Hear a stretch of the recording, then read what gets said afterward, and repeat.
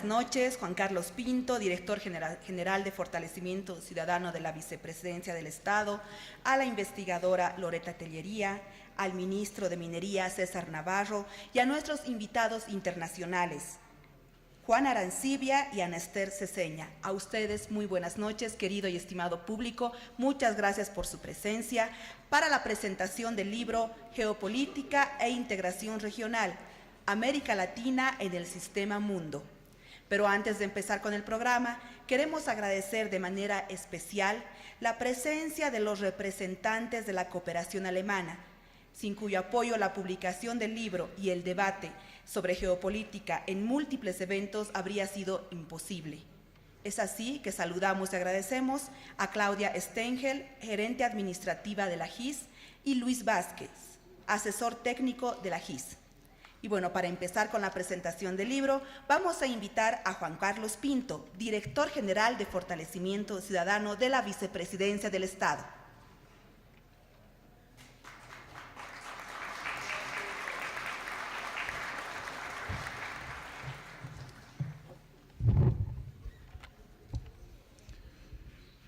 Tengan ustedes muy buenas noches.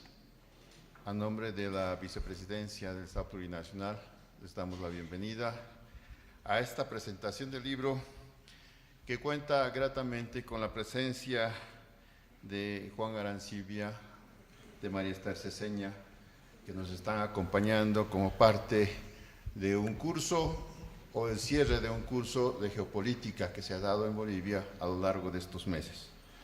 Queremos saludar también la presencia de Loretta y del ministro César Navarro, que nos acompaña en los comentarios en la presentación de este libro, denominado Geopolítica e Integración Regional, América Latina en el Sistema Mundo. Bien, este libro que ustedes van a recibir esta noche nos va a ayudar a pensar y reflexionar varios temas importantes. ¿Por qué la pertinencia de este curso en Bolivia y en el conjunto de América Latina, y en particular en los lugares donde gobiernos progresistas se han planteado la tarea de interpelar al capitalismo y plantear formas diferentes de convivencia? En un mundo que también está generando transformaciones dentro del propio capitalismo. En un mundo que ha vivido y está viviendo el agotamiento de un modelo, y sin embargo ese agotamiento también trae los estertores de la agonía, pero al mismo tiempo la revitalización de algunos sectores más reaccionarios que están generando una nueva perspectiva geopolítica en el mundo. Por eso la pertinencia de mirar este nuevo contexto geopolítico, analizarlo, discernirlo desde nuestra perspectiva boliviana. Y en esa perspectiva analizar cómo el tema de los discursos se está transformando, cómo el tema de migraciones, que antes eran números, son un tema profundamente político hoy, desde la mirada del imperio, pero también desde nuestra mirada. Porque también hace a nuestra propia reflexión sobre la democracia, sobre la convivencia. No son personas, en el caso de la migración, cuando acabamos de tener un encuentro mundial sobre el tema, no son solo personas las que están traspasando fronteras. Somos un mundo en movimiento. Y ese mundo en movimiento está generando también una visión reflexiva sobre las democracias cerradas y liberales con las que hemos vivido, para asumir de que la interculturalidad es una dimensión que necesitamos incorporar a nuestra reflexión política. Y Bolivia ha caminado mucho en estos 11 años en esa perspectiva. Somos una lección para el mundo, no solo para nuestra propia convivencia societal. La democracia intercultural es una necesidad, no solo para Bolivia, sino para el mundo. Asumir que los diferentes tenemos maneras diferentes también de mirarnos y de convivir. Y en este mundo tan diverso, tan abigarrado, necesitamos respuestas. Y en Bolivia, a nuestra manera, las estamos construyendo. En un mundo que es cada vez más complicado, decimos, donde las figuras extremas cada vez se ponen más de manifiesto, extremas derechas que se rearman, pero también izquierdas que, más allá de los sueños del pasado, hoy son parte de la realidad de los gobiernos progresistas. Por eso el gran reto de pensar la política desde la realidad de nuestros países, desde la realidad de nuestros pueblos. Por eso es tan pertinente la mirada geopolítica y la perspectiva local para repensar la política, la democracia y la interculturalidad en particular. Este libro creo que nos va a dar algunas ideas importantes, reflexivas, los que se han formado en este curso que se ha llevado a cabo en estos meses con figuras tan importantes como los profesores acá presentes, creo que nos van a ayudar a profundizar algunos temas. Creo que más allá de las consignas necesitamos construir realidades en este espacio de cambio que estamos viviendo. La revolución va a seguir siendo posible si creemos en ella, pero también si aportamos a que esta revolución se llene de nuevas ideas y asuma claramente dónde está el enemigo. Y asumamos también con quiénes estamos construyendo la posibilidad de un mundo nuevo. Creo que este libro, como otros que hemos publicado en la vicepresidencia, nos ayudan a seguir reanimando el sueño de pensar un país diferente y también un mundo diferente. Muchas gracias por su presencia esta noche.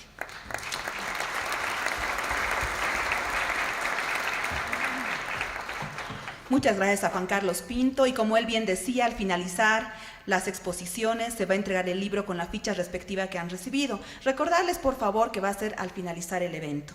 Y continuando con la presentación del libro Geopolítica e Integración Regional, América Latina en el Sistema Mundo, ahora escucharemos la exposición de la investigadora Loretta Tellería. Bienvenida, Loretta. Gracias, buenas noches.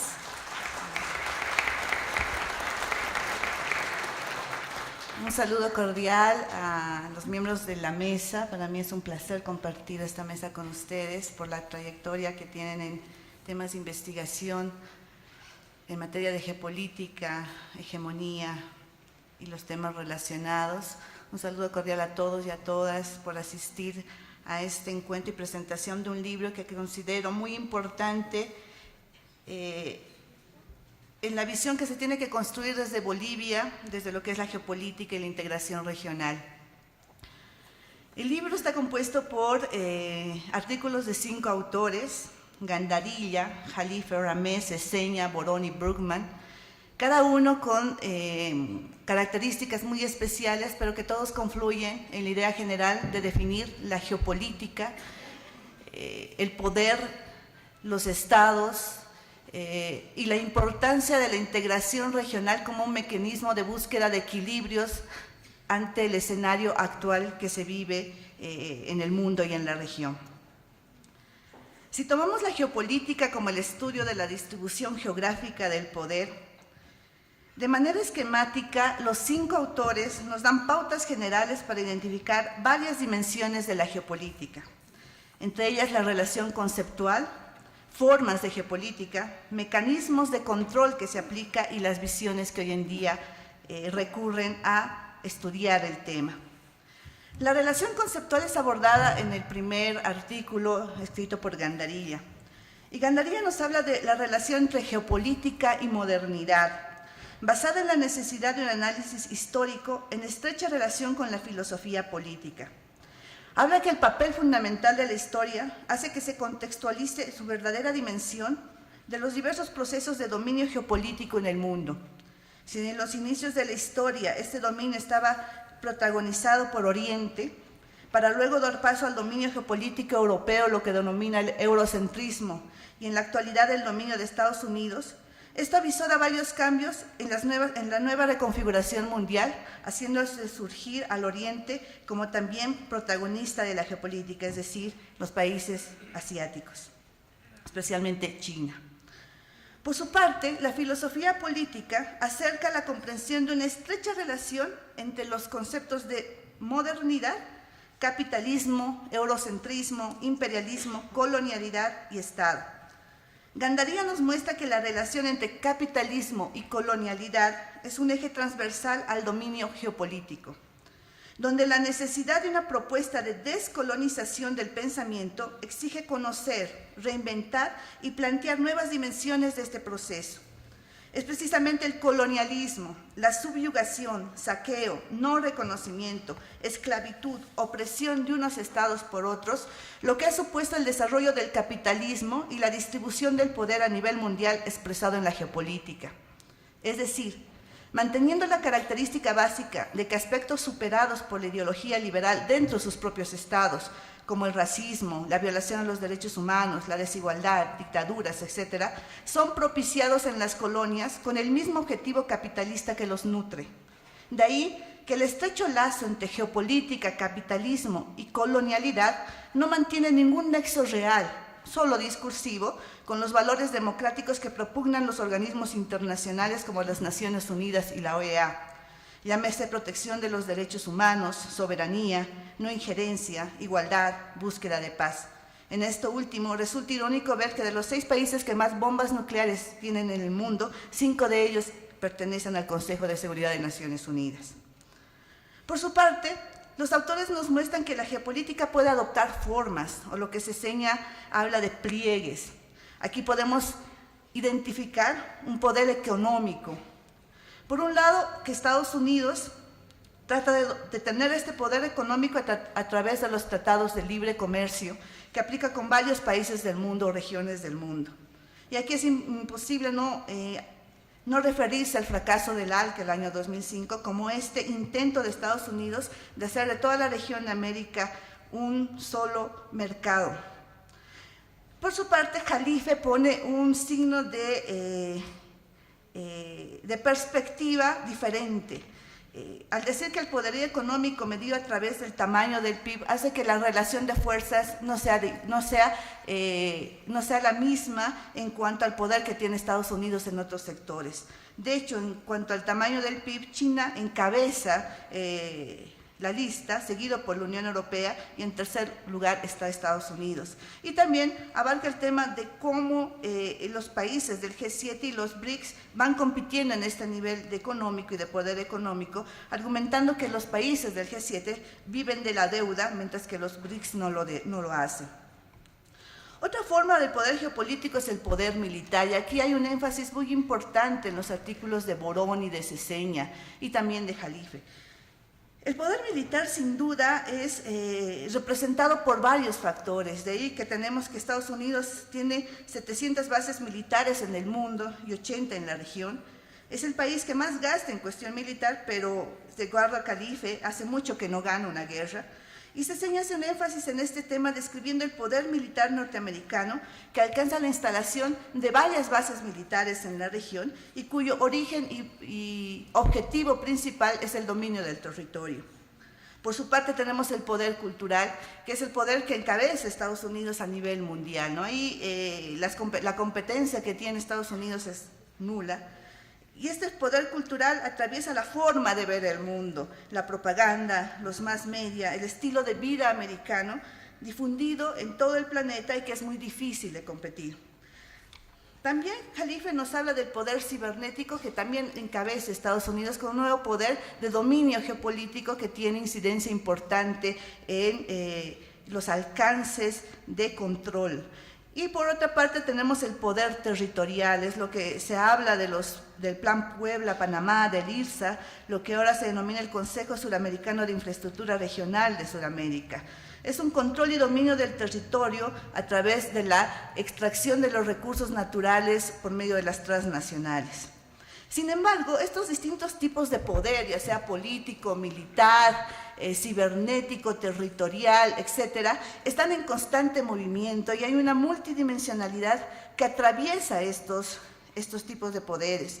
Y Borón nos habla específicamente de un desplazamiento del centro de gravedad de la economía mundial del Atlántico Norte hacia Asia-Pacífico, de una lenta e irreversible declinación del poder estadounidense, por lo previamente dicho, la configuración de nuevas alianzas y coaliciones, el surgimiento de procesos de resistencia en América Latina, que son los gobiernos progresistas surgidos hace ya más de una década, y se advierten las devastadoras consecuencias de la crisis civilizatoria del capitalismo y deterioro del medio ambiente. Es decir, todos estos factores vuelven y caracterizan la multidimensionalidad que atraviesa los cambios constantes del poder geopolítico.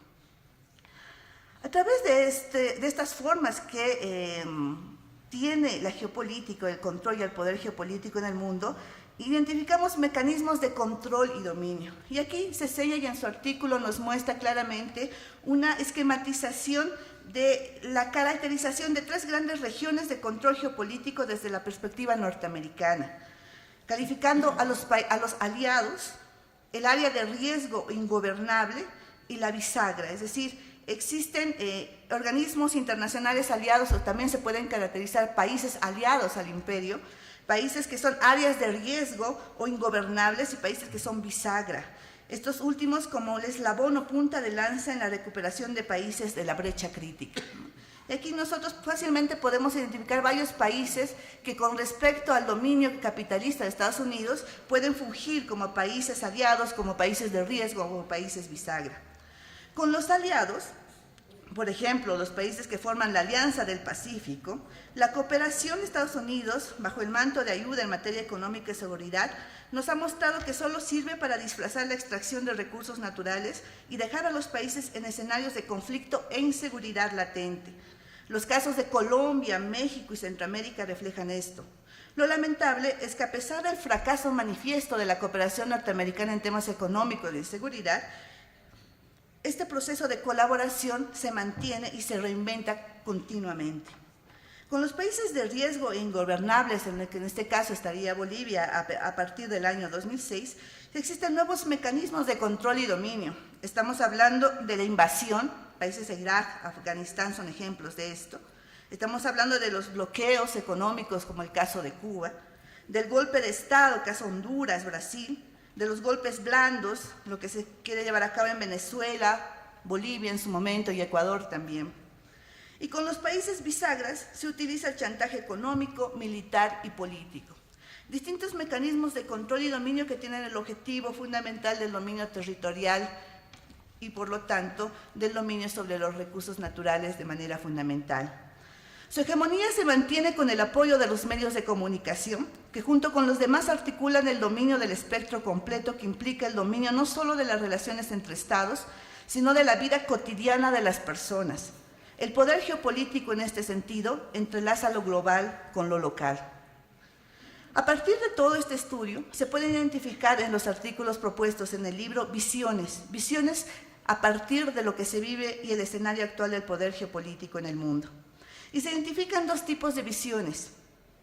La primera es la visión occidental del mundo basada en la actual cacería de los recursos naturales, el reforzamiento del capitalismo y la recolonización de América Latina y el Caribe, de acuerdo a Borón, mediante una estrategia contrarrevolucionaria basada en la modernización de las derechas en nuestros países, impulsando procesos de integración como la Alianza del Pacífico, manejo de medios, redes sociales y cooperación militar, instalación de bases, ejercicios conjuntos entre militares, etc. La otra alternativa es la alternativa de búsqueda de soberanía e independencia económica por parte de algunos países. Aquí, una alternativa propuesta por Jalife es el humanismo, donde el centro ya no sería el mercado, sino el ser humano. Otra alternativa es la búsqueda de equilibrio a través de los medios de integración que han surgido en los últimos años, llámese UNASUR, ALBA, CELAC. Y también tenemos la reafirmación de la soberanía política y la independencia económica, casos de Venezuela, Bolivia, Ecuador, que implica una visión anticolonial. Y en este punto, Bruckmann plantea la necesidad de desarrollar un pensamiento estratégico que sea capaz de articular una política científica y tecnológica como base no para la apropiación de los recursos naturales de otras regiones, sino para defender la soberanía de sus propias riquezas naturales a favor del desarrollo integral de su población, con énfasis en el control y la distribución equitativa del agua. El agua como recurso escaso que en los próximos años, próximos décadas, va a convertirse en un factor de guerra entre los países y de disputa entre los países. En la siguiente parte quería implementar el caso boliviano a partir de los artículos que este libro nos presenta. Y entonces podemos ver que el poder que ha tenido Estados Unidos en Bolivia desde el siglo XX, en todo el siglo XX y mediados del siglo XIX, ha sido completo. Se ha caracterizado por el ejercicio de un colonialismo secante, basado en la extracción de recursos naturales, en su tiempo estaño, luego petróleo, y sustentado en un proceso de alienación y no reconocimiento. De acuerdo a Taylor, los grupos dominantes tienden a afirmar su hegemonía, inculcando una imagen de inferioridad a los subyugados. Nuestra identidad se moldea en parte por el reconocimiento o por la falta de este, a menudo también por el falso reconocimiento de otros, y así, un individuo, un grupo de personas, puede sufrir un verdadero daño, una auténtica deformación, si la gente o la sociedad que lo rodea le muestran como reflejo un cuadro limitativo o degradante o despreciable de sí mismo. La historia nos muestra que los Estados Unidos nos hicieron conocer un cuadro limitativo, degradante y despreciable de nosotros mismos como bolivianos. Bolivia se constituyó en un país inviable, que podía subsistir solo de la cooperación norteamericana a través de sus asesores, agencias de cooperación, planes, leyes, etc. A partir de este no reconocimiento o falso reconocimiento, se edificó todo un entramado de dominio y control de Estados Unidos en Bolivia, que abarcó lo que Seseña denomina un dominio de espectro completo. En el ámbito económico, la implementación de un capitalismo depredador de los recursos naturales, sea estaño o petróleo en su momento, sin posibilidades de industrialización, bajo mecanismos de diseño e implementación de planes de estabilización económica. Dos ejemplos claros es el Plan Eder en 1956 y luego el plan bajo el Decreto Supremo 21060 de 1985, que si se los compara muestra planteamientos muy parecidos en un proceso de revolución nacional versus un proceso de inauguración del neoliberalismo.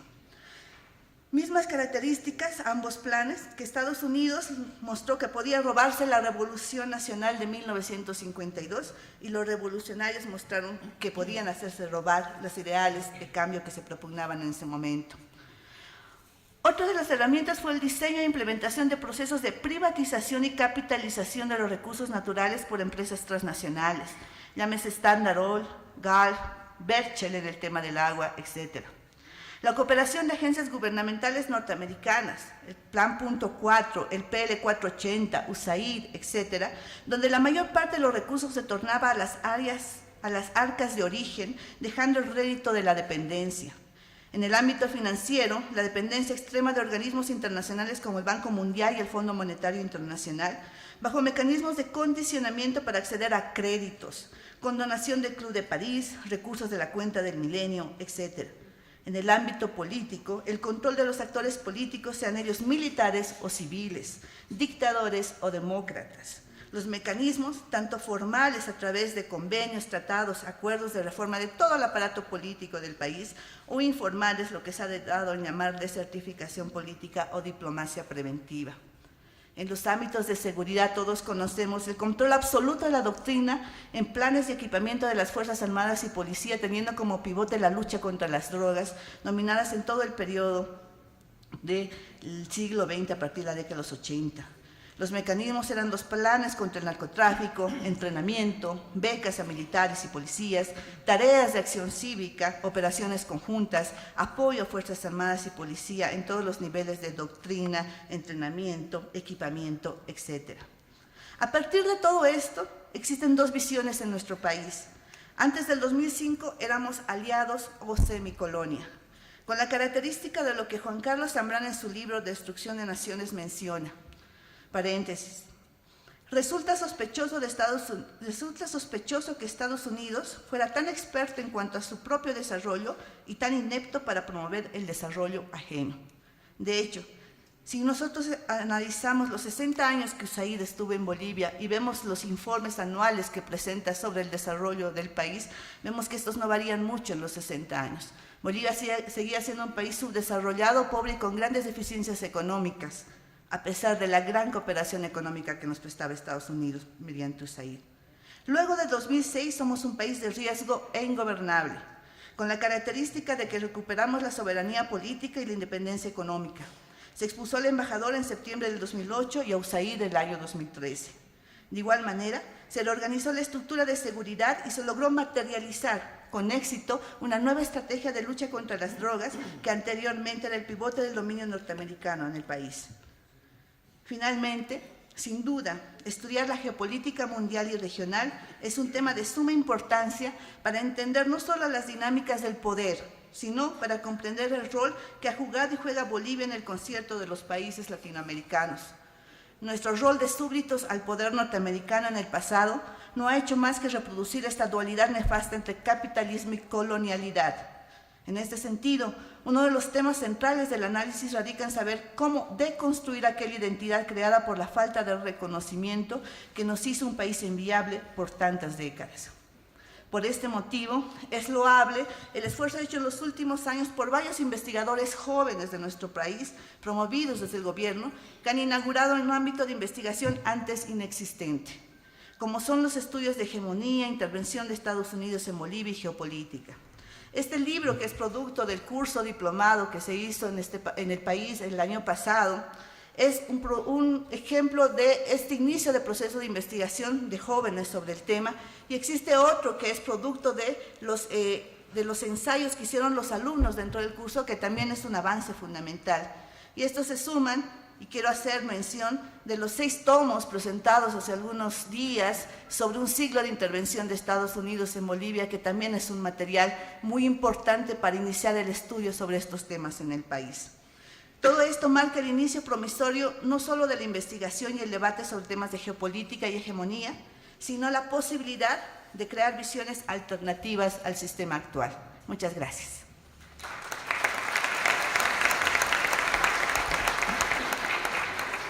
Muchas gracias a la investigadora Loretta Tellería, y continuando con la exposición vamos a tener a nuestro primer invitado internacional, a Juan Arancibia, quien es licenciado en Historia y Geografía, máster en Economía y Planificación del Desarrollo y doctor en Economía.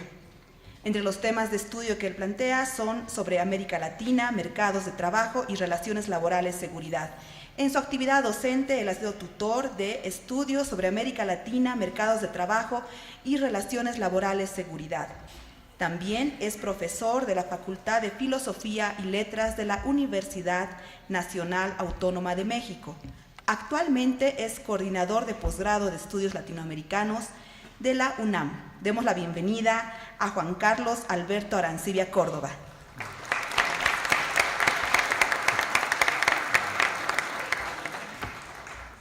Bueno, buenas noches, muchas gracias por la presencia de tantas personas aquí para poder conversar sobre este tema tan importante relativo a la geopolítica.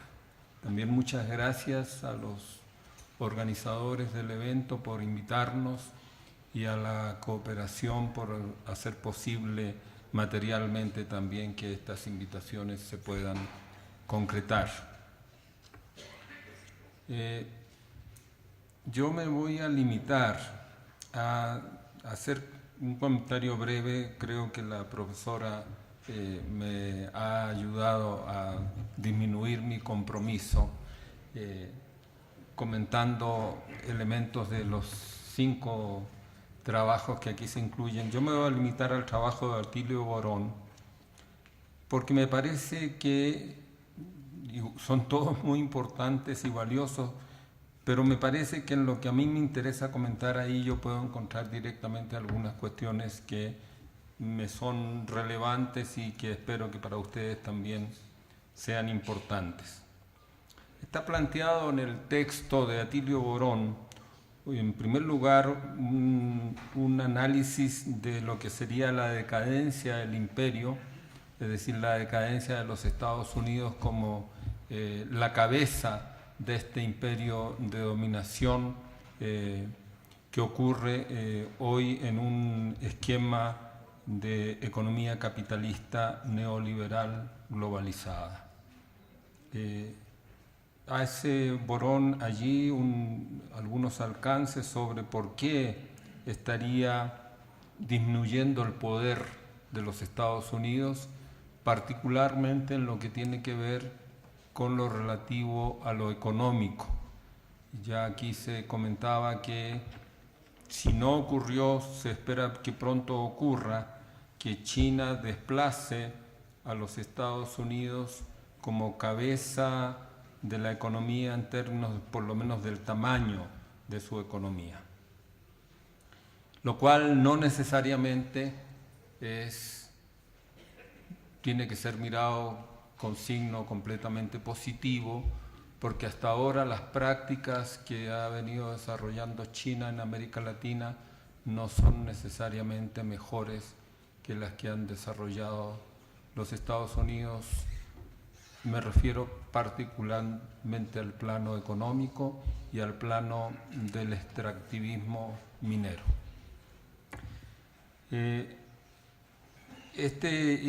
Imperialismo, entonces, los Estados Unidos estarían perdiendo la partida en esa dimensión económica. Yo agregaría ahí algo que es importante, que es una cuestión sobre la que siempre llamo la atención: el desplazamiento de la producción material del mundo hacia los países emergentes, en vías de desarrollo, subdesarrollados, etc. Lo que es la producción tangible está desplazándose crecientemente hacia estos países, y el caso más emblemático sería el de China, particularmente por los bajos salarios que estos países atrasados, subdesarrollados, en vías de desarrollo, del tercer mundo, han recibido distintas formas de ser mencionados en el proceso histórico. Nosotros nos estamos haciendo cargo de la producción material.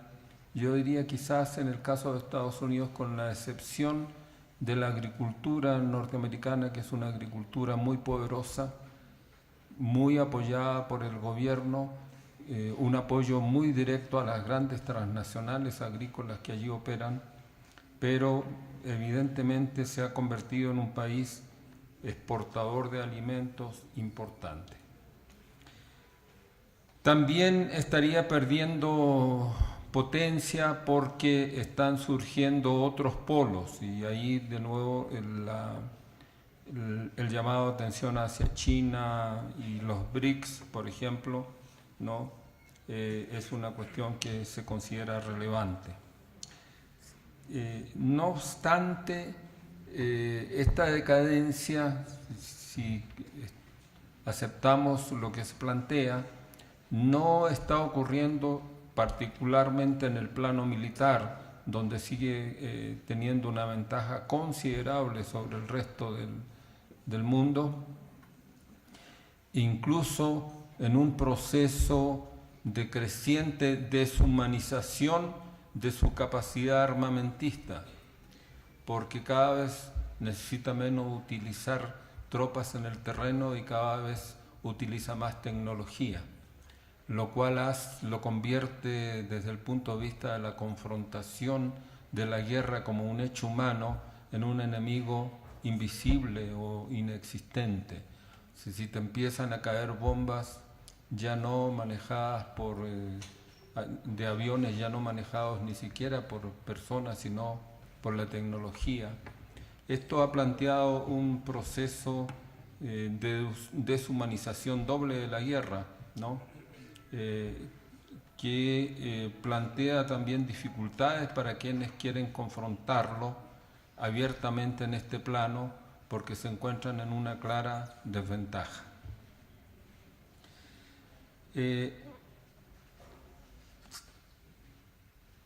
Este predominio militar va acompañado también de una todavía muy fuerte presencia económica, particularmente en lo que tiene que ver con el sistema financiero, con lo monetario, donde todavía el dólar sigue siendo la moneda de curso mundial, por mucho que esté perdiendo terreno en algunos aspectos. Sí podemos considerar que hay un proceso de decadencia, pero no necesariamente que eso lo haya llevado a ya no ser la primera potencia mundial. Y también lo que no debemos olvidar es que hablamos de Estados Unidos, pero no podemos dejar de tener en cuenta que esto se expresa concretamente a través de las grandes empresas transnacionales que están en los diversos sectores que componen una economía.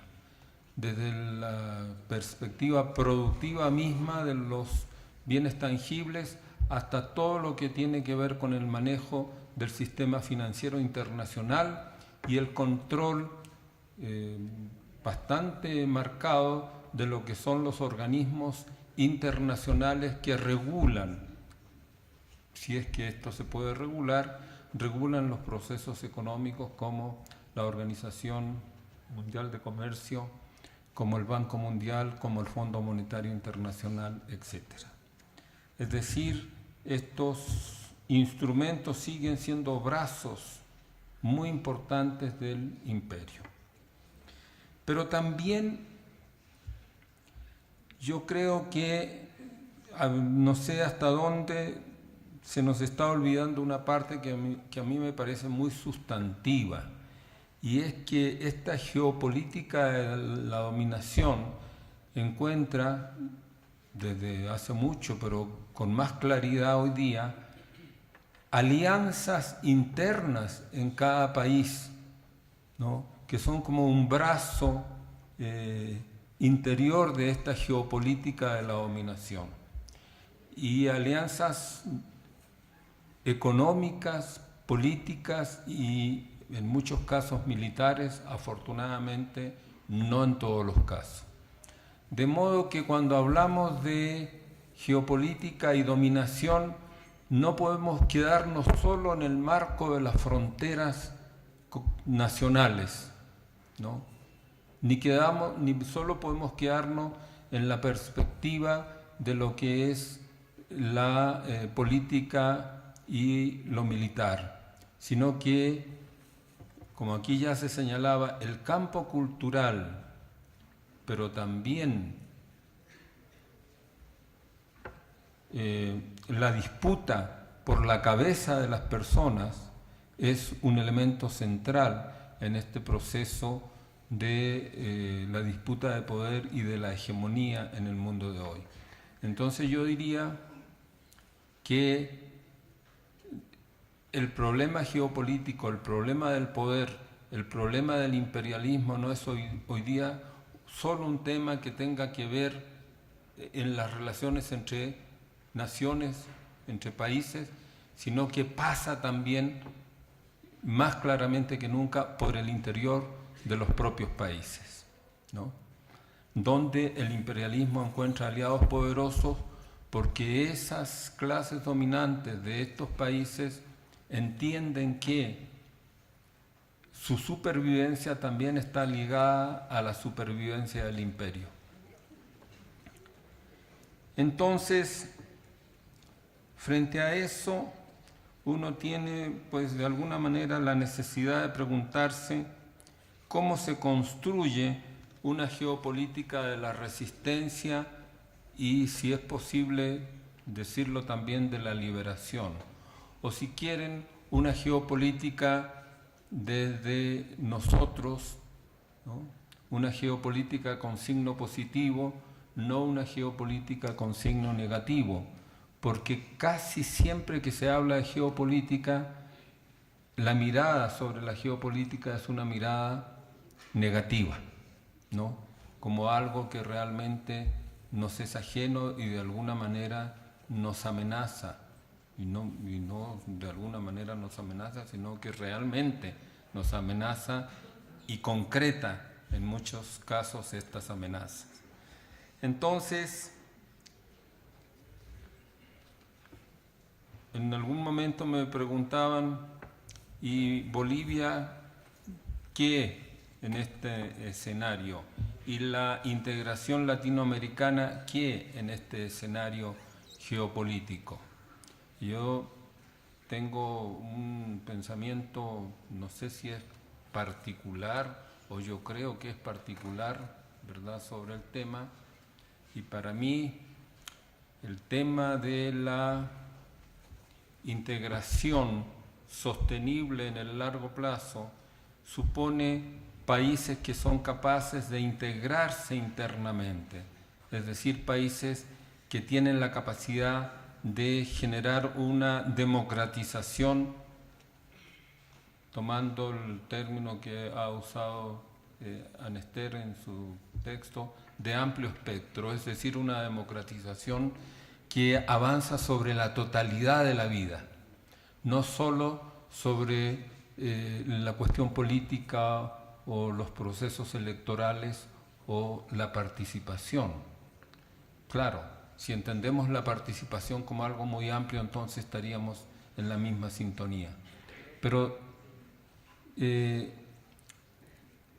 países que se integran, incluyen, eliminan las desigualdades sociales, las desigualdades regionales, son países que están en muy buenas condiciones para integrarse con otros. Países desintegrados, fragmentados, con profundas desigualdades, en realidad, en la historia reciente de América Latina, lo que hemos visto es que terminan siendo las integraciones básicamente de los sectores empresariales de cada país, si es que esto ocurre, si es que esto llega a ocurrir. Por supuesto que hemos estado viviendo en los años 2000, en años recientes, propuestas de integración desde visiones y gobiernos progresistas que no tienen este carácter. Pero como base de sustento de largo plazo, la integración será más permanente y efectiva si la hacen países que están integrados. Esto no es condición suficiente, pero me parece que es condición necesaria. Y desde ahí entonces uno también puede pensar a la integración regional no solo como un proceso de integración comercial o de integración productiva, de integración política, ¿no?, sino también pues como un proceso de construcción de capacidad geopolítica que supera los espacios nacionales. Digamos, una geopolítica de la liberación de los pueblos, en donde el proceso de integración regional puede ser mucho más poderoso y puede contribuir también en un proceso interactivo entre lo que es la integración nacional y lo que es la integración regional. Y respecto del tema de la posibilidad de la construcción de una geopolítica de la resistencia y la liberación, me parece que tenemos que entender como una cuestión clave que necesitamos estas democratizaciones amplias, procesos de construcción de conciencia política que abarca muchos aspectos de la vida social. Por ejemplo, es difícil llevar adelante procesos progresistas con recursos relativamente limitados, con una mentalidad de la población dominada, como está hoy día en prácticamente todas partes, por el consumismo y la imagen de la felicidad o de la calidad de vida que el imperialismo nos envía a través de toda su capacidad de comunicación, y que a través de las propuestas de reformas educativas que recorren hoy día toda América Latina, intenta construirla desde la infancia, ¿no?, más básica.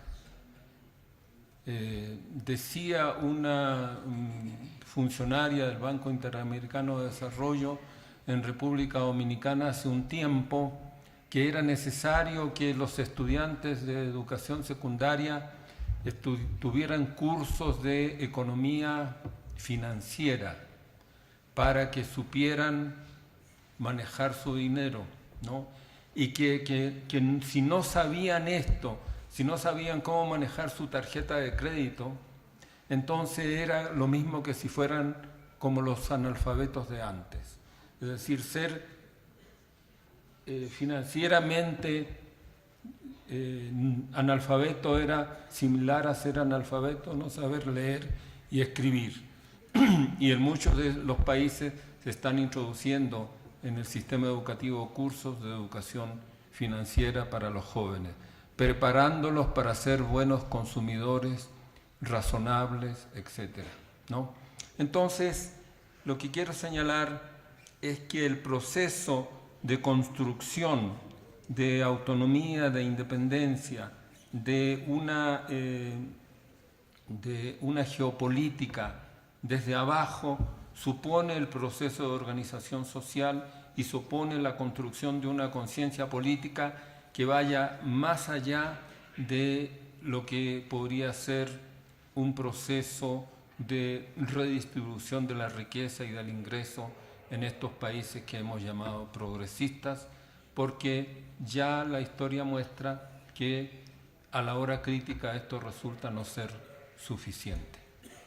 Entonces, me parece que repensar el problema en una coyuntura crítica, aunque no, yo pienso que hemos perdido una batalla, pero no la guerra, que es posible que lo que se ha perdido son los gobiernos, no la capacidad de resistencia y no la capacidad de demanda y de organización de la gente, pero eso no ha sido suficiente y tiene que ser profundizado.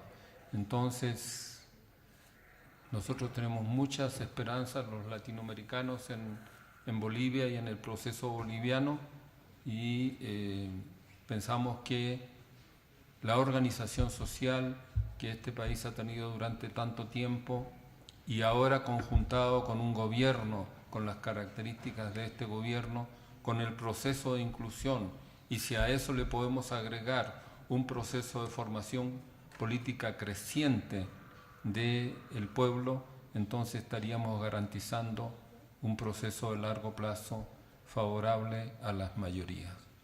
Nada más.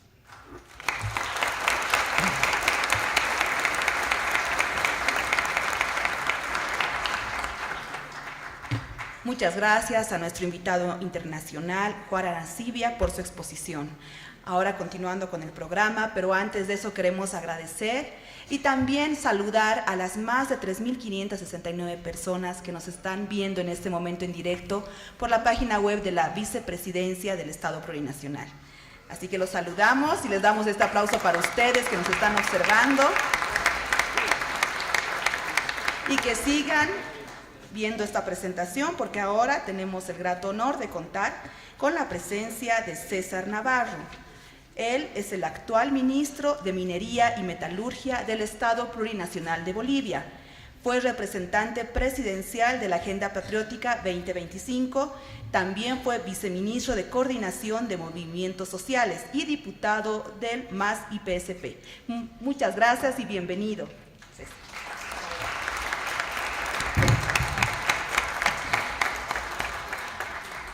Muchas gracias, buenas noches. Saludar a las personalidades e investigadores que están presentes acá en la tercera. Saludar a todos los compañeros y compañeras que están presentes y a quienes nos siguen por la página web de la Vicepresidencia.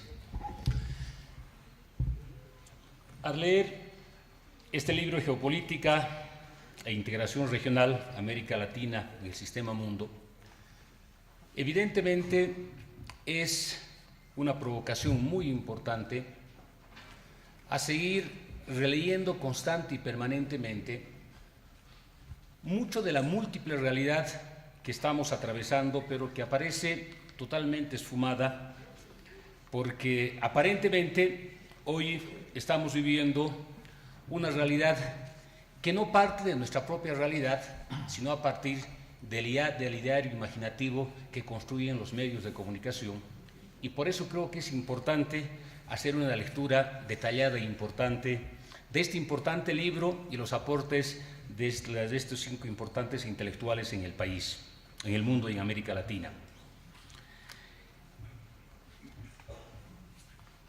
Este libro primero nos plantea que la geopolítica es un análisis de larga duración y es un modo geopolítico de mirar el mundo. Es decir, no podemos mirar el mundo solo geográficamente, sino tomando en cuenta los pesos, ya no solo económicos, sino también militares, pero también hoy en día culturales y tecnológicos, que hacen a la composición de la correlación de fuerzas que tenemos a nivel mundial. Una geopolítica del conocimiento, que es la geopolítica del poder. Es decir, a veces teníamos una mirada y muchas veces entendimos la geopolítica solo en su dimensión territorial y militar, pero hoy, viendo estos elementos y la definición que hace Gandarilla, entendemos que la geopolítica del conocimiento es la geopolítica del poder, porque permite el comportamiento de las grandes potencias económicas y militares con relación al resto del mundo y su relación con sus similares. Por lo tanto, el conocimiento es sustantivo y definitivo para definir nuestra forma de comportamiento, pero también nuestra forma de dominación. Jalife Razme define un proceso muy interesante y establece que la bipolaridad empieza cuando termina la Segunda Guerra Mundial y las dos potencias mundiales que se distribuyen en el mundo es Estados Unidos y la Unión Soviética. Pero esta bipolaridad termina con el derrumbe del muro de Berlín, la desaparición de la Unión Soviética, y a partir de este hecho se crea el imaginario, o se impone el imaginario mundial de que la unipolaridad tenía un control militar, económico, político bajo la égida de Estados Unidos, pero el desarrollo de la economía, de la tecnología, de la presencia en los diferentes mercados y el desarrollo militar, según Jalife, hoy nos pone un mundo tripolar que está equilibrado entre Estados Unidos, Rusia y China. En este escenario no pone a la Unión Europea porque estaría básicamente tiene un PIB mucho más elevado que Estados Unidos, pero no tiene las características y la agresividad que tendría los Estados Unidos. Atilio Borón, parafraseando al expresidente Correa, expresa con mucha claridad: no es tan solo una época de cambios, sino un cambio de época. Y creo que esta definición es sustantiva e importante porque desde que tomamos en cuenta los momentos históricos y los que nos formamos bajo los ideales libertarios y tomando en cuenta un paradigma vital e importante al comandante Ernesto Che Guevara y a la Revolución Cubana, entendemos que América Latina en la última parte del siglo pasado y en la primera década del presente siglo ha modificado drásticamente la correlación de fuerzas políticas estatales. Y es importante que los pasos de integración continental, y ahí recupero la palabra del profesor, la geopolítica positiva, primero enumeramos el triunfo de la Revolución Cubana, segundo el triunfo del comandante Chávez en Venezuela, porque ha sido un triunfo contra el poder mediático, contra el poder vinculado desde los hidrocarburos y el petróleo de los Estados Unidos, y tuvo la capacidad de derrotar incluso un golpe organizado por estos grupos de poder. El triunfo de Lula en Brasil, el triunfo del compañero Correa en Ecuador, el triunfo de la corriente progresista del peronismo con Kirchner, el primer gobierno de Bachelet en Chile, la presidencia de Lugo en el Paraguay, aunque llegó al gobierno aliado con la derecha, que después lo destituyó del gobierno, y principalmente el triunfo del compañero Evo. Estos triunfos nos demuestran que los diferentes movimientos sociales, los movimientos políticos, tuvieron la capacidad por la vía democrática, porque muchos de estos hombres y mujeres que están impulsando estos procesos fueron partes de otro tipo de momentos políticos en época de dictadura militar, e incluso se propusieron la tesis de la lucha armada, donde pensamos que a partir de la insurrección armada podíamos construir estados fuertes en América Latina, y la respuesta de Estados Unidos fue precisamente los golpes de estados, los asesinatos, los exilios. Entonces, frente a este hecho, vemos que en este siglo XXI tenemos movimientos libertarios muy importantes que se han caracterizado básicamente en lo interno, en el caso de Venezuela y Bolivia principalmente, y con ciertas características en el Ecuador, de hacer modificaciones sustantivas en sus propias constituciones políticas del Estado. Es decir, si revisamos las tesis del 60, del 70, del 80, no está precisamente la tesis la descolonización de nuestros países. Había una concepción muy estatista de la revolución, pero estos procesos que enumero marcan una línea diametralmente diferente, y a partir de esta concepción, y retomando este concepto de la geopolítica del poder, podemos encontrar que nuestros líderes que llegaron al gobierno por la vía democrática, en el caso de Venezuela y Bolivia, enfrentaron 2 referéndums revocatorios, cada uno salieron airosos. En el caso de Venezuela y Bolivia tuvimos que enfrentar golpes, en el caso nuestro un cívico prefectural, en el caso del Ecuador enfrentó un golpe que estaba organizado por ciertos grupos de la policía. Podemos ver que estos gobiernos en América Latina han impulsado un primer escenario institucional de gobiernos y países antiimperialistas, el ALBA. Pero no nos limitamos solo al ALBA. Debemos recordar que nosotros, como América Latina y América del Sur, siempre éramos considerados como el furgón de cola del imperialismo norteamericano, y el haber impulsado la UNASUR, la Unión de Naciones del Sur, es un paso sustantivo, vital e importante. Y esto no pudo haber sido si no teníamos a un Evo, no teníamos a un Chávez, no teníamos a un Correa, no teníamos a un Lula o no teníamos a un Néstor Kirchner. Es decir, la presencia de estos hombres ha modificado drásticamente este escenario diplomático continental, y tenemos la UNASUR, y debemos recordar cuando se producía el golpe cívico prefectural, que hacía referencia a nuestra investigadora, a la expulsión del embajador norteamericano.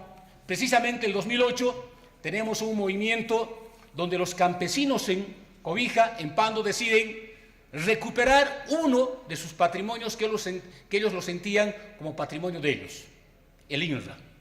El INRA había sido tomado físicamente por el prefecto Leopoldo López. Ellos decidieron marchar a partir del 5 de septiembre. Hubo la represión el 11 de septiembre, pero Evo, 2 días antes de la represión, expulsa al embajador norteamericano de nuestro país.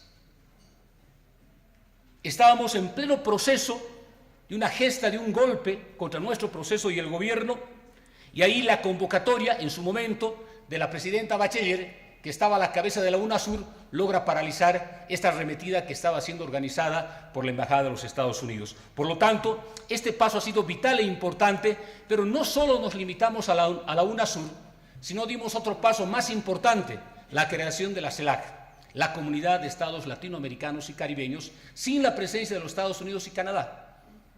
Entonces, si vemos retrospectivamente los escenarios institucionales que hemos ido creando a partir de la presencia de presidentes de izquierda, progresistas y antiimperialistas, podemos ver que se ha creado una nueva arquitectura institucional que le ha puesto incómodo al imperialismo norteamericano. Entonces, este proceso de integración y esta geopolítica positiva se construye materialmente tomando en cuenta estas características.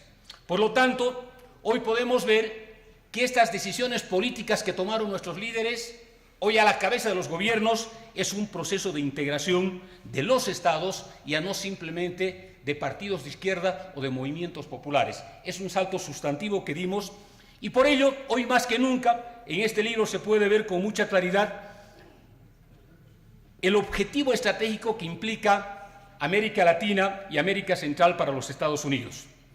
Y por ello, en el libro también se les toma una frase muy importante del Libertador Bolívar de 1829, y me parece muy importante dar lectura. Es una frase que escribe Bolívar al coronel Patricio Campbell y le dice: Estados Unidos parece destinado por la providencia a plagar la América de miserias en nombre de la libertad. Esta es una frase muy importante porque está marcando la actitud que tenía y que tiene los Estados Unidos sobre América Latina. Por ello, el presidente William Howard en 1912 decía, el presidente de Estados Unidos: no está lejano el día en que 3 banderas de Estados Unidos delimiten nuestro territorio. Uno en el Polo Norte, otra en el Canal de Panamá y la tercera en el Polo Sur. La totalidad del hemisferio será de hecho nuestro, como ya lo es moralmente, en virtud de la superioridad de nuestra raza. Es decir, el concepto y la visión de los líderes, de los intelectuales y los políticos del imperialismo siempre nos consideraron como su propiedad física América Latina. Pero no solo es la consideración de la propiedad física, sino la presencia militar y económica del imperialismo en nuestro país. En 2009, Henry Jackson, de School International Studies, un documento preparado para la Casa Blanca, señala sin ambages que Estados Unidos está en guerra y que lo estará por muchos años más, recomendando en función de ello usar la fuerza militar, donde sea efectiva, diplomacia, cuando lo anterior no sea posible, y el apoyo local y multilateral cuando sea útil. El profesor nos decía que no puede haber dominio si no tiene alianzas internas en cada uno de los países. Como podemos ver, en algunos países del mundo se está utilizando la fuerza militar. Irak, Libia. En el caso nuestro, en América Latina, hemos empezado por los golpes suaves o blandos. Honduras, el golpe vino del Parlamento. Paraguay, el golpe vino del Parlamento. Brasil, el golpe vino del Parlamento. Y evidentemente entre Brasil y Paraguay se puede ver algunos elementos donde quizás por las características electorales se tuvo que hacer alianzas necesarias con la centro derecha o la derecha para llegar al poder político. Pero en la visión de largo plazo, esa alianza cortoplacista en el plano electoral le dio el golpe drástico en el caso de Dilma. Por eso que el imperialismo tiene definida con mucha claridad estos elementos. Pero además debemos ver que muchos de los que hoy en día hablan de democracia defienden estos escenarios internacionales, no ven que sus escenarios internacionales como las Naciones Unidas sigue siendo tan antidemocrático porque las decisiones o el futuro del mundo está consagrado o está etiquetado simplemente en unos cuantos países del mundo. Y los intelectuales del imperialismo reconocen que el actual sistema internacional es imperialista. ¿Cuál es la estrategia contrarrevolucionaria del imperio? Y Atilio Barón hace una importante e interesante descripción y dice: 1.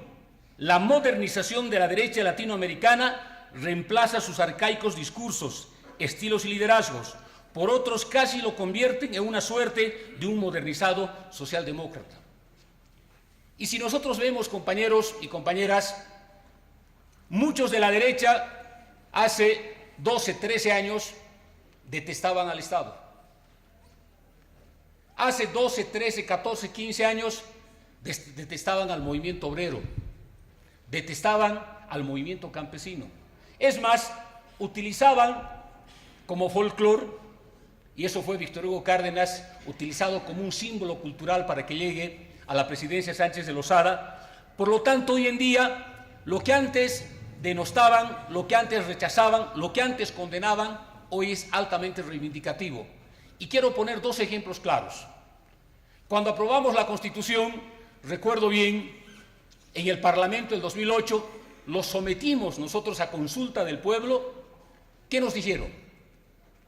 La primera campaña, porque la Constitución define que somos un Estado laico, la campaña ¿cuál fue? Que estamos planteando una Constitución atea. Que estamos planteando una Constitución atea. Cuando Evo hace la defensa de los derechos de la madre tierra en Cancún, uno de los líderes de la oposición habla que somos pachamamistas. Cuando estamos devolviendo los derechos o estamos constitucionalizando los derechos a los pueblos indígenas, originarios, campesinos, nos están diciendo que estamos descuartizando el país. Y hoy precisamente estos principios que son parte constitutiva de este proceso, hoy son elaborados por la derecha sin ningún tipo de inescrúpulo. Sin nada. 2.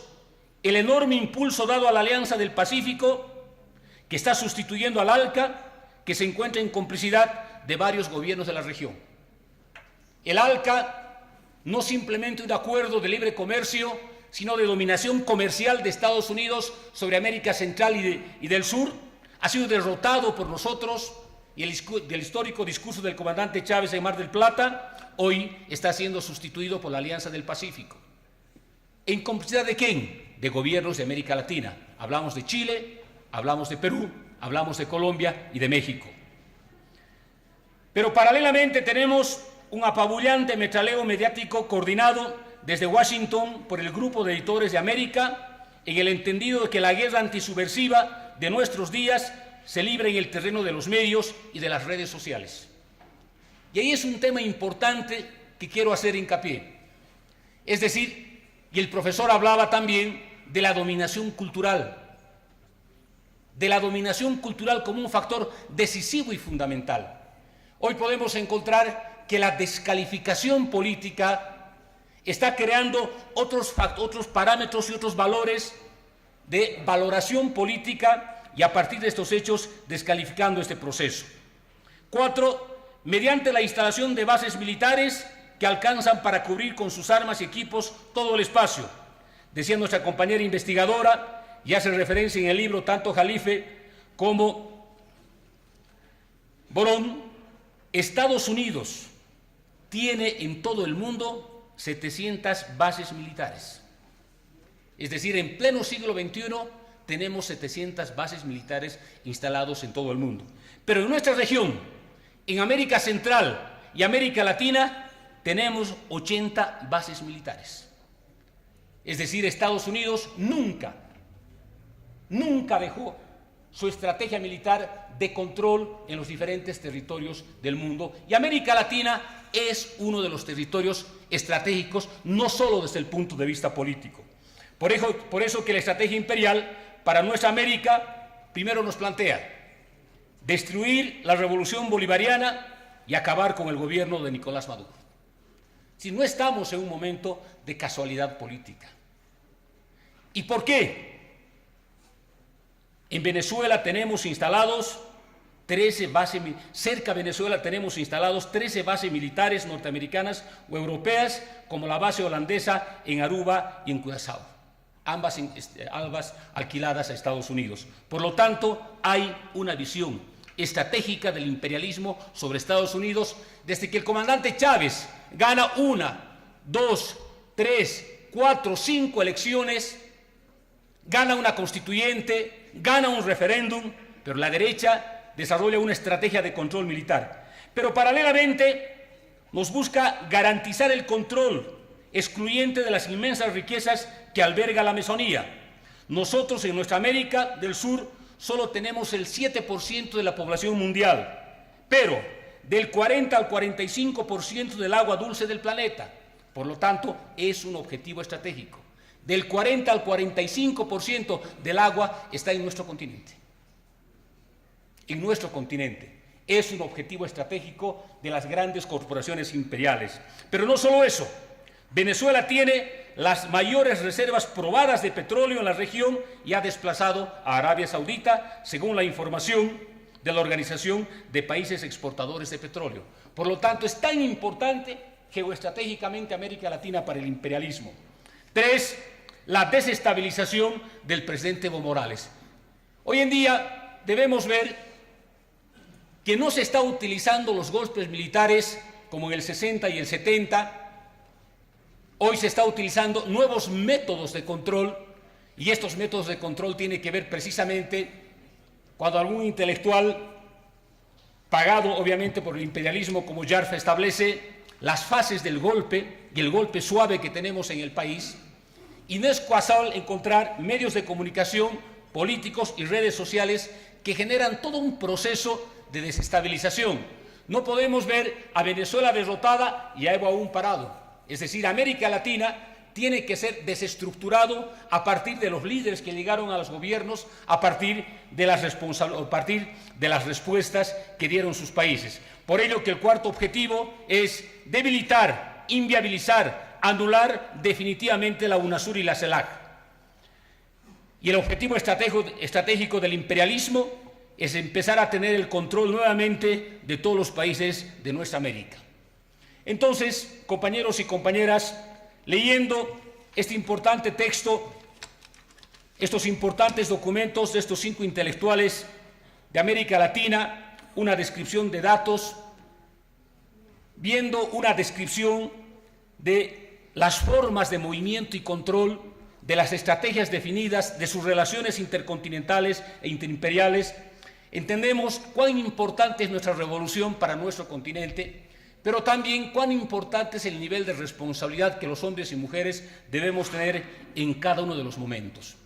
Quizás podemos hablar con mucho orgullo de lo que fue la resistencia al neoliberalismo, hablar con mucho orgullo de lo que ha sido el triunfo para diciembre del 2005, hablar con mucho orgullo de lo que estamos haciendo, pero también tenemos que entender que nuestra responsabilidad va más allá de lo que estamos haciendo hoy en día. Si Fidel no hubiera tenido la capacidad de resistir el derrumbe de la Unión Soviética y el muro de Berlín, no hubiese tenido la capacidad de resistir el bloqueo impuesto por el imperialismo norteamericano, hubiésemos tenido solo un recuerdo histórico. Hoy tenemos una realidad histórica. Y nuestra revolución, América Latina, no puede ser simplemente un recuento, un recuerdo histórico, ni siquiera un objeto de estudio. Tiene que ser un hecho presente. Y ser un hecho presente es responsabilidad absolutamente de todos nosotros. Muchas gracias. Gracias.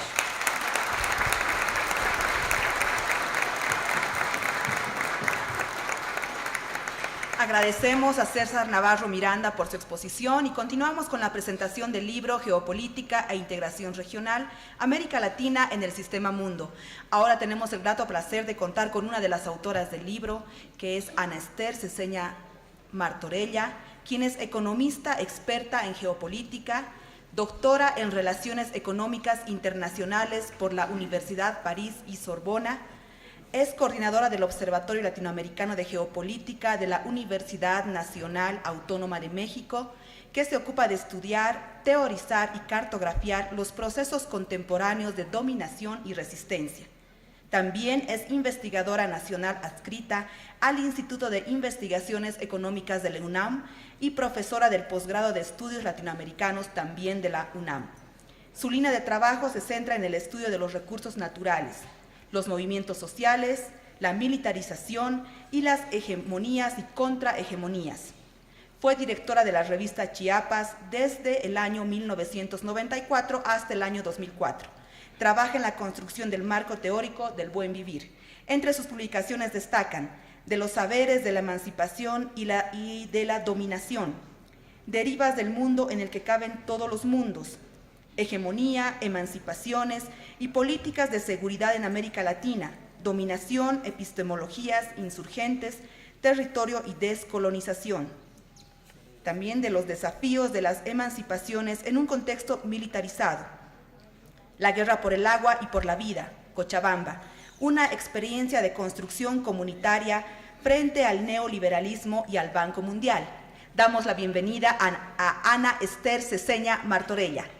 Muchas gracias y bienvenida, Esther.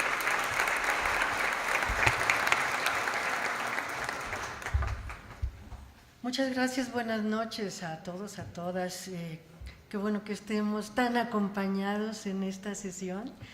Yo les quiero decir que el libro es muy interesante porque es una misma historia contada de 5 maneras distintas. No necesariamente todas estamos en el mismo canal de interpretación, incluso es parte de los debates contemporáneos para interpretar lo que está pasando hoy, para medir realmente las capacidades que tiene el capitalismo, las capacidades que tiene el hegemón, esta gran potencia que todavía reconocemos como la más importante del planeta y que algunos dicen está en decadencia, otros van a estar sosteniendo que no, que está con suficiente fuerza. El libro es interesante por eso y hay que leerlo en esa clave de debate interno entre diferentes investigadores que tienen que ver con la problemática en cuestión. Yo, cuando hablamos de geopolítica o cuando hablamos de hegemonía, en realidad estamos hablando de historia viva.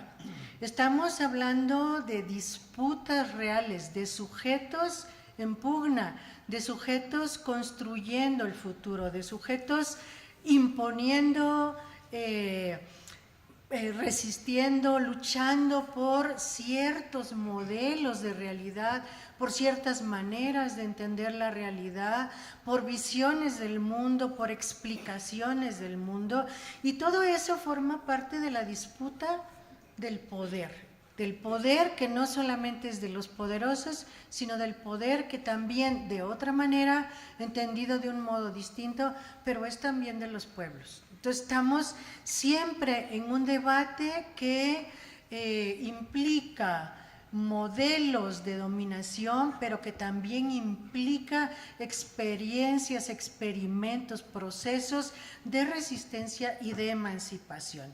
En todo lo que estamos viendo aquí, cuando yo hago la lectura, cuando pongo, por ejemplo, estos mapas, los mapas van a ir pasando, yo voy a ir hablando y ustedes vayan ubicando entre el mapa y lo que yo estoy diciendo la relación, porque es muy difícil que me detenga en cada uno de ellos porque hay poquito tiempo. Cuando nosotros estamos viendo estos mapas, yo diría que son los mapas de la dominación, pero también son los mapas de los límites de esa dominación. Mientras más poderoso es el poder, es también más vulnerable.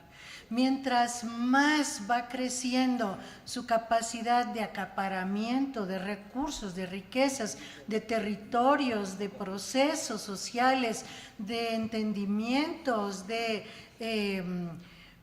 propuestas culturales, mientras más va acaparando eso, mientras más nos va desposeyendo, más solo se va quedando y más frágil se va haciendo también. Entonces hay maneras distintas de leer una misma información. Yo los invito a que esta la leamos como ¿qué es eso que está ahí? Con lo que nos tenemos que enfrentar, ¿qué es eso a lo que estamos resistiendo? Y entonces, cómo ser muy inteligentes para que nuestras resistencias y nuestros procesos de construcción sean suficientemente viables, pertinentes, fuertes, bien construidos, como para que, a pesar de todo esto, nosotros podamos avanzar en nuestra autodeterminación, en la decisión de lo que queremos como vida propia y como futuro. Yo discuto un poco esta idea de la decadencia del hegemón, de la decadencia del imperio, como la dice Atilio, como la dicen muchos. En realidad hay mucha gente que está planteando eso. Yo digo que en verdad lo que está en decadencia más que nada es el capitalismo. Es el capitalismo que no está pudiendo resolver los problemas que él mismo ha creado. Y entonces en esa decadencia del capitalismo que nos está señalando la prefiguración de una crisis civilizatoria, está al mismo tiempo el arrastre de los hegemones, de los bloques que disputan, de las pugnas intercapitalistas, de las pugnas internas, pero también están dibujadas ahí las pistas de salida. En la medida en que esta decadencia avanza, en la medida en que estos grandes poderes se parapetan, se solidifican, nos imponen, en esa medida también están abriendo sus huecos y nos están dejando libres todas las líneas de salida. Y ahí tenemos que estar nosotros y ahí tenemos que construir nosotros. ¿Por qué pongo un poco en duda esto de la decadencia de Estados Unidos y por qué me preocupa discutir eso? Es porque creo que si hacemos mal la lectura de dónde están centralizados o desde dónde están moviéndose los grandes poderes que nos están imponiendo lógicas productivas, lógicas de consumo, acaparamiento de riquezas y todas estas cosas, si no tenemos claro dónde está eso y cómo se está moviendo, creo yo que nos podemos equivocar. nos podemos equivocar subvalorando el poder de los poderosos y capaz no estimando bien las maneras como nos podemos mover en los intersticios, ¿no? En los huecos, las porosidades que va dejando también la lucha intercapitalista. En economía se insiste muchísimo en que Estados Unidos está perdiendo capacidad, está perdiendo poder. Es una manera de leerlo y efectivamente está perdiendo en cierta medida. Pero ¿qué es Estados Unidos hoy? ¿Es un país? Son unos poderosos organizados en ese territorio, organizados detrás de ese Estado. El capital hoy es un capital que difícilmente se le puede identificar origen nacional.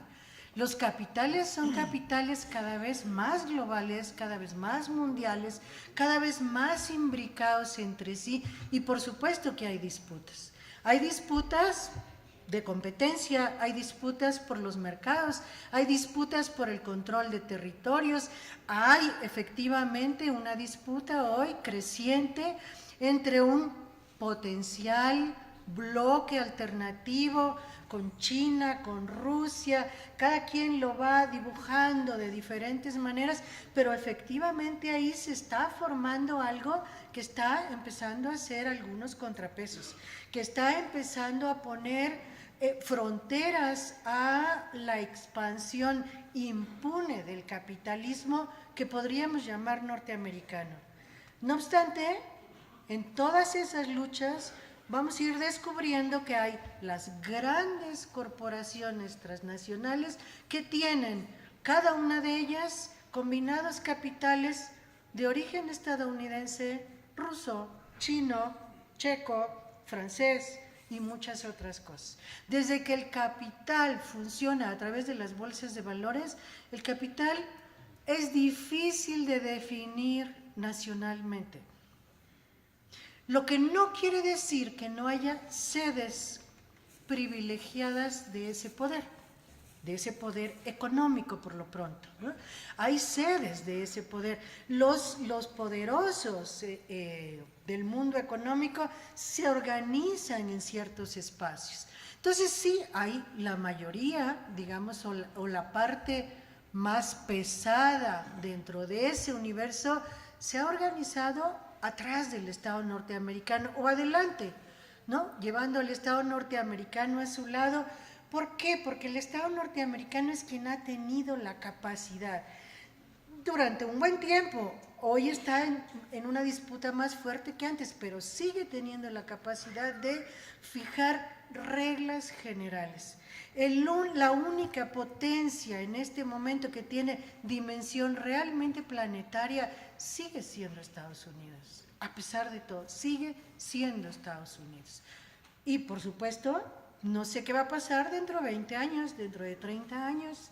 Si decimos quien está en decadencia es el capitalismo, quizá dentro de 30 años no nos estamos planteando el problema de si hay una coalición alternativa en los mismos términos, es decir, un hegemón emergente para este mismo capitalismo. A lo mejor nos estamos preguntando hasta dónde los pueblos han logrado abrir las brechas que nos permiten avanzar como en línea de fuga hacia afuera del capitalismo. ¿Qué tanto se ha construido otra posibilidad de existencia que sea diferente a la del capitalismo, sea este norteamericano, chino, japonés o alemán?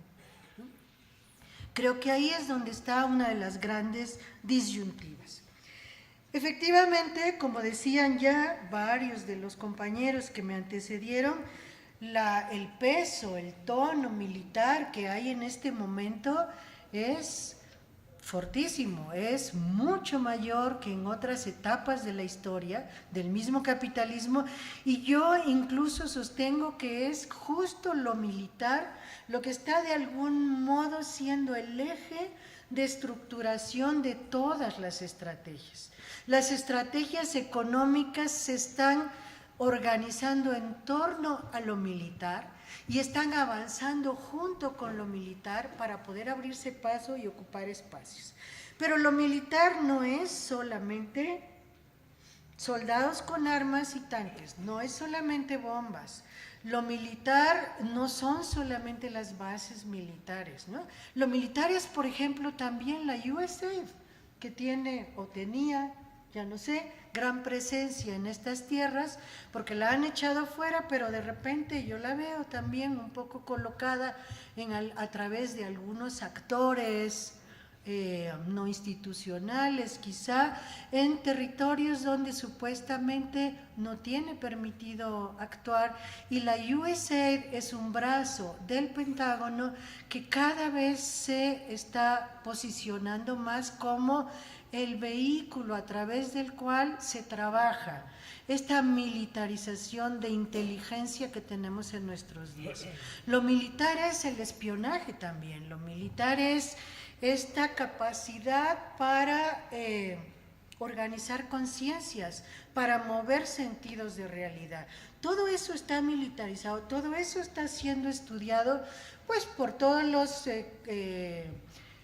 ¿cómo se llaman? Tanques pensantes militares, pueden ser los de la OTAN, pero principalmente por los del Pentágono, porque los de la OTAN tampoco funcionan solos, aunque también tienen márgenes de maniobra, ¿no?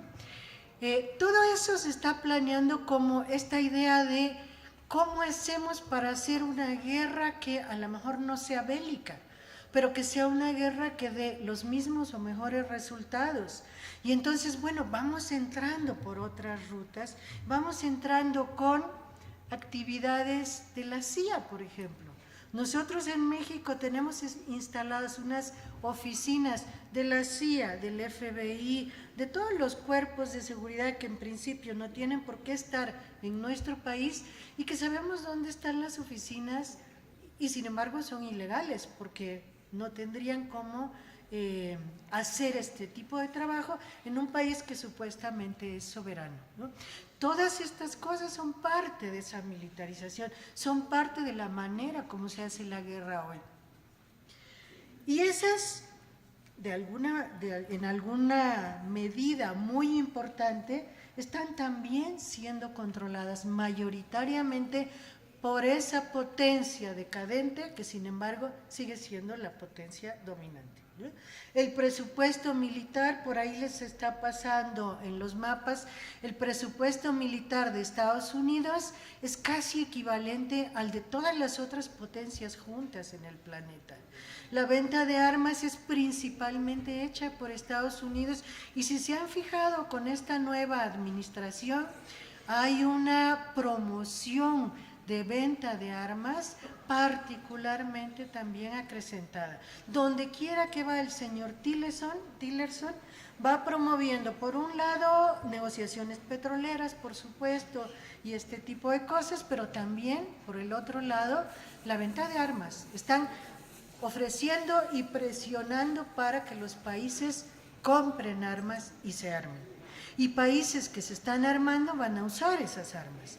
Entonces hay una promoción a esta dinámica de guerra, a esta dinámica en la que las relaciones sociales se establecen a partir de la idea del amigo-enemigo, de los dos polos confrontados. Por eso se dice también hoy en día que estamos volviendo a tener escenarios similares a los de la Guerra Fría. A mí me parece que no, que son muy distintos.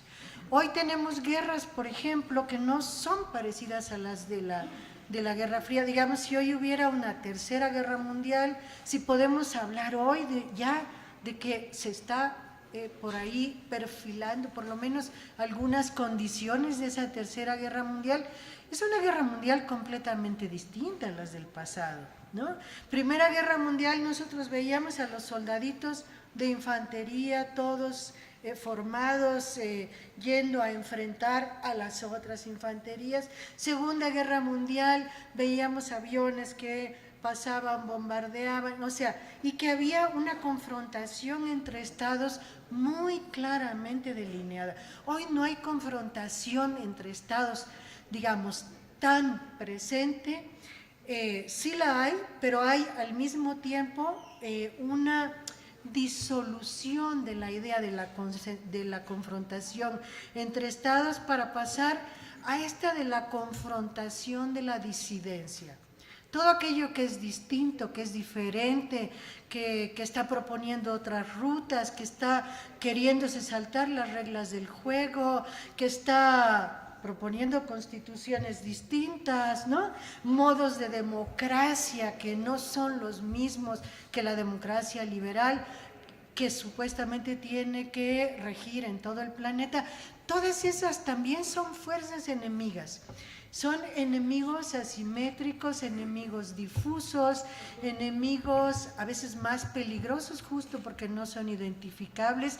Entonces, esto lleva a la idea de que la guerra hoy no solamente tiene que ser contra enemigos identificados, sino contra todos los enemigos bajo sospecha. Todo aquello que pueda ser potencialmente un enemigo es ya un enemigo presente. Y contra eso es que se están haciendo las guerras. Y por eso las guerras hoy son, por ejemplo, guerras de desabastecimiento, guerras de control alimentario. Por eso hay hambrunas provocadas, por eso hay tanta cosa que tiene que ver, por ejemplo, con políticas de alimentación y políticas de salud muy complicadas, porque de repente son hasta perversas, ¿no? Primero nos envenenan con sus fertilizantes y luego nos tienen que curar con otros químicos que son los medicamentos que son el antídoto de esos fertilizantes. O sea, hay dinámicas así que además permiten ir imponiendo lógicas territoriales en aquellos lugares que se quieren controlar.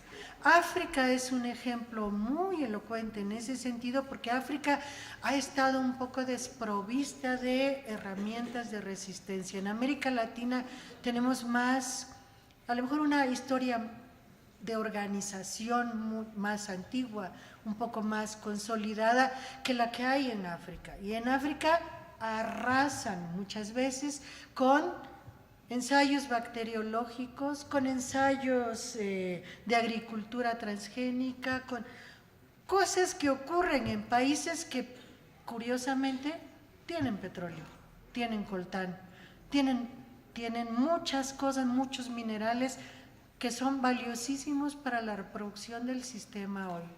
El sistema se reproduce de manera jerárquica. Quien acapara un bien importante tiene el poder. Entonces, acaparar los bienes, acaparar los territorios es algo fundamental para la reproducción del capitalismo, para la reproducción de la hegemonía, para la competencia intercapitalista, y eso va a seguir sucediendo sobre territorios que nosotros creemos que son nuestros. Está sucediendo, por ejemplo, con territorios que tienen gas abundante. Bolivia tiene gas. Que tienen litio. Bolivia tiene litio. Con otros como México, que tienen petróleo, que tienen plata, cosas que son fundamentales. ¿Y qué pasa con esos territorios? Pasan cosas muy distintas. En algunos se promueven guerras supuestamente porque hay mafias de narcotráfico. Y tenemos un país como México, 10 años después, completamente destruido, fragmentado, con una impunidad bárbara, sin Estado de Derecho, con, digamos, un poco la conquista del oeste, ¿no? Que gane el más fuerte en cada uno de los territorios. Tenemos modos de entrar también diferentes, como el que se ha puesto en marcha en Siria. En Siria hay un conjunto de fuerzas y todas se impugnan y los territorios se van fragmentando y de repente hay una confusión, aparentemente en la que ya no se sabe quién está con quién, porque todos son enemigos de todos, pero no son dos contendientes, son 5, 6, y de repente surgen grupitos donde de repente no está claro quién puede finalmente quedarse con los recursos. Y Siria es una ruta fundamental de conexión entre Asia y Europa, ¿no? La ruta de la seda famosísima es una ruta que sigue siendo fundamental, ¿no? ¿Qué pasa con América Latina? ¿Dónde está ese canal tan importante que ha sido calificado como el canal más importante geoestratégicamente de todo el planeta? Panamá. y lo tenemos aquí. Y está al lado de la cuenca amazónica y está al lado de grandes riquezas, no solo petroleras. Hay oro en abundancia en toda la zona de Venezuela y Colombia y Panamá. Hay oro en abundancia, hay esto que llaman ahora el uranio verde, ¿no? El thorium. Está también ahí en abundancia. Y una cosa que yo siempre pienso cuando estamos hablando de control territorial o de disputa por el control territorial, también la cercanía, también la posición geográfica es algo muy importante. No solo la cercanía, las características de la posición geográfica, ¿no? Hoy, por ejemplo, Venezuela es uno de los actores, de los integrantes fuertes del Gran Caribe. Y el Gran Caribe es un área absolutamente estratégica para mantener la reproducción del sistema con las jerarquías de poder que tiene el sistema, justamente para hacerle frente a las disputas de hegemonías con otras regiones del mundo. Esa región se va a defender con uñas y dientes, y se está defendiendo ¿cómo? Metiendo estrategias, digamos, o tácticas más bien, dentro de una gran estrategia, tácticas de desajuste, desabasto, para romper la estabilidad del país, la estabilidad política, la estabilidad regional. Se utilizan las fronteras porosas, entran paramilitares, establecen lógicas de reproducción social distintas en las regiones. Todo esto forma parte de esa guerra y todo esto está pensado estratégicamente. Eso no quiere decir que no haya fuerzas locales, que no haya actores internos, que no haya intereses de las oligarquías propias. Por supuesto que los hay. Y por supuesto que ese es un punto de partida para saber cómo se diseña específicamente la aplicación de una estrategia en cada lugar. Las divisiones entre nosotros, las divisiones, digamos, las pugnas políticas entre las diferentes fracciones de la izquierda, entre las diferentes organizaciones, entre las diferentes visiones también de la izquierda, que no llevan a un enriquecimiento, sino que en muchas ocasiones llevan a un distanciamiento, a una polarización entre grupos de la izquierda, por ejemplo. No es que se piensen, como yo decía, este libro, 5 visiones distintas sobre lo mismo, y yo de repente digo, él está viendo una cosa que yo no había visto, forma parte, también nos ayuda a entender. De repente decimos, no, lo que él dice no es cierto porque yo digo otra cosa. Son dos actitudes diferentes que también son usadas, tanto como la manera como yo entiendo la hegemonía, como Gramsci entendió la hegemonía, es que la hegemonía es la capacidad para universalizar una visión del mundo y que todos pensemos de acuerdo con esa visión del mundo. ¿Qué les parece la industria del cine norteamericana en ese terreno? ¿Qué es lo que hace Hollywood como promotor de visión del mundo, como promotor de cultura, incluso de esa cultura que de repente nos interesa emular, porque es la cultura de la modernidad? Ellos son modernos, ellos pueden muchas cosas, tienen muchas cosas, y todo esto va siendo inoculado de diferentes maneras y participa también en todos estos elementos que conforman las guerras de hoy en día. Yo la guerra de hoy en día la veo más que como identificar algunos países que están en guerra y el resto en otra situación, como la implantación de un nodo de guerra en un lugar que tiende a expandirse. O sea, para mí es algo así como una mancha de aceite que se ha ido corriendo y que si nosotros observamos Siria, en Siria podemos ver claramente cómo eso va corriendo hacia toda la región, ¿no? Y podemos pensar que puede pasar con una guerra en Venezuela. Y bien lo decía el ministro, una guerra en Venezuela es una guerra en nuestra casa, es una guerra en lo más íntimo de nuestras relaciones sociales. Es una guerra hecha a nosotros, a nuestros pueblos, a nuestra posibilidad de autodeterminarnos, a nuestra capacidad de resistir. ¿Y cuáles son los elementos que tenemos para resistir esas guerras? ¿Podemos enfrentarnos en el terreno bélico? Para nada, ¿no? O sea, simplemente yo no me imagino nosotros construyendo nuestros droncitos que vayan a bombardear no sé qué. No hay, o sea, hay asimetrías reales. Hay modos también, esas asimetrías implican modos de entender las cosas también diferentes, que son reales, ¿no? Poderes de un tipo y de otro. Y si bien el poder material quizá no es lo nuestro, el poder comunitario y el poder social siempre han sido lo nuestro. Siempre hemos estado ahí. El poder cultural, el poder de haber sobrevivido a esta dominación moderna, occidental, capitalista, como ustedes la quieran ver, más de 500 años y todavía tener capacidad de pensar de otra manera, todavía mascar coca, todavía pensar que la hierba tal nos ayuda para no sé qué, pensar las cosas de otra manera, entender el mundo de otra manera. Todo eso es nuestro espacio de poder, pero ese espacio de poder tiene que ser creativo, tiene que ser inventivo, tiene que ser vivo, tiene que estarse moviendo.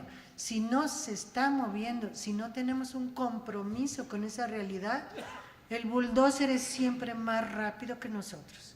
Los tanques van a pasar más rápido y más fuerte sobre nosotros. Nosotros un poco, yo siempre digo, más allá de la historia de Vietnam posterior a la guerra, eso de los vietnamitas de repente meterse en un hoyo mientras pasaban los tanques y volver a salir, es algo impresionante, es de una inventiva, de una imaginación y de una capacidad creativa bárbara. Y si no defendemos eso nosotros, y eso no son nuestros gobiernos, son nuestras sociedades, es el pueblo, que es el pueblo con su gobierno, a pesar de su gobierno según los casos, ¿no? Nosotros es muy a pesar de nuestro gobierno, muy a pesar de muchas cosas que están pasando en el país. En otros casos son experiencias en que se comparte. Pero el gobierno no puede solo hacer una resistencia, el Estado no puede estar sin cambios, el Estado no puede dejar de ser transformado por nuestros procesos vitales y por nuestros procesos creativos. Y en la medida en que avanza el tejido comunitario, también tienen que cambiar las instituciones. Tenemos que ir modificando esa institucionalidad, tenemos que ir haciendo nuevas constituyentes, pensar de otra manera la democracia, ir a otros lugares con esa democracia. ¿Qué cosa es para nosotros decir, a lo mejor si pensamos desde otras cosmovisiones que también no son propias, decimos democracia y eso no lo entendemos. Nosotros entendemos nuestras formas de consenso. ¿Qué cosa es el consenso? ¿Cómo hacemos que todo eso que es diverso sea enriquecedor y no sea empobrecedor? Que no sea una disidencia enemiga, que sea un aporte enriquecedor.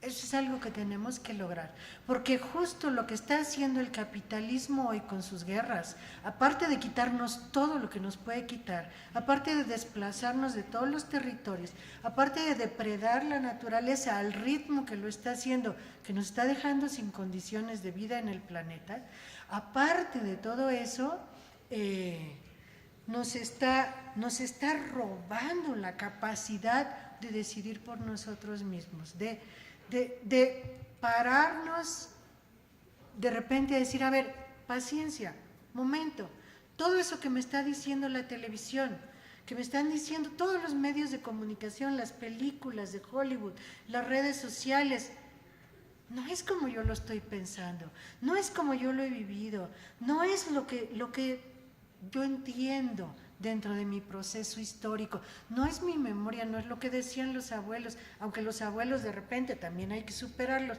pero también tenemos que escucharlos, tenemos que seguirnos escuchando a nosotros mismos en nuestros procesos reales, pero construyendo una alternativa a esta guerra que está aquí y que y que va a estar cada vez más intensa.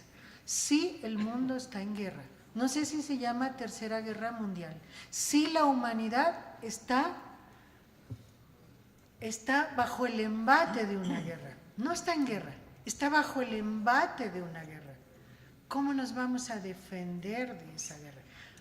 ¿Cómo no caemos y quedamos siendo parte de esa misma guerra? Eso es algo fundamental.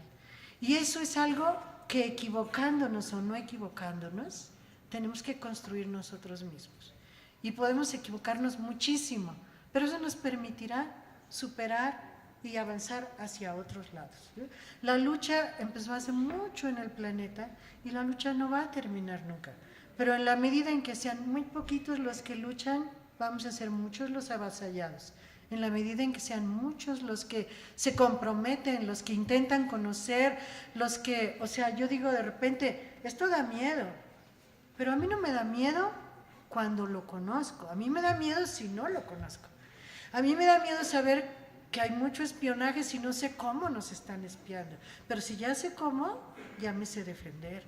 Entonces, para podernos defender y para poder pensar de otra manera las cosas, tenemos que estar conscientes de que estamos en guerra, de que el principal promotor de la guerra es el Pentágono, que el Pentágono representa a esos poderosos del planeta que producen armas, que acaparan petróleo, que acaparan territorios, que hacen la guerra y que es un capital mundial, que no es un capital solo norteamericano. Ese capital es el que tenemos que enfrentar, así llegue con fachada china, de lo que sea, ¿no? Alemana, francesa, inglesa, lo que sea. Es siempre eso lo que nos está amenazando, no una nacionalidad, ¿no? Sino un modo de vivir, de hacer, de imponer los procesos sociales en el mundo. Y yo diría, la verdad, para terminar, por favor, ayúdennos a pelear, ustedes que están en una situación como la boliviana. Ayúdenos a nosotros que estamos en una situación como la mexicana. Nosotros peleamos mucho por Bolivia, por Venezuela, por todas esas experiencias desde donde estamos, pero también necesitamos que Bolivia y Venezuela peleen por sí mismos y además peleen por nosotros también. Muchas gracias.